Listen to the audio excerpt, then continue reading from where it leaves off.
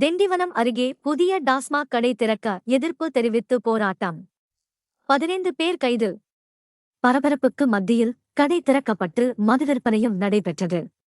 விழுப்புரம் மாவட்டம் திண்டிவனம் அருகே கிராண்டிபுரம் கிராம எல்லையை ஒட்டிய நடுவனந்தல்புதூர் பகுதியில் புதிய டாஸ்மாக் கடை திறக்க ஏற்பாடு செய்யப்பட்டது.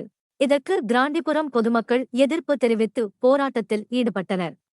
அதே நேரத்தில் நடுவனந்தல் பகுதியைச் சேர்ந்த சிலர் கடை திறக்க ஆதரவு தெரிவித்ததால் இரு தரப்பினரிடையே மோதல் ஏற்படும் சூழல் உருவானது. இதையடுத்து 50க்கும் மேற்பட்ட போலீசார் குவிக்கப்பட்டனர். போராட்டத்தில் ஈடுபட்ட முன்னாள் பஞ்சாயத்து தலைவர் உள்ளிட்ட 15 பேரை போலீசார் கைது செய்தனர். பின்னர் போலீஸ் பாதுகாப்புடன் கடை திறக்கப்பட்டு மதுபான விற்பனை நடைபெற்றது. மேலும் செய்திகளுக்கு திண்டிவனம் செய்திகள் சேனலை சப்ஸ்கிரைப் பண்ணுங்க.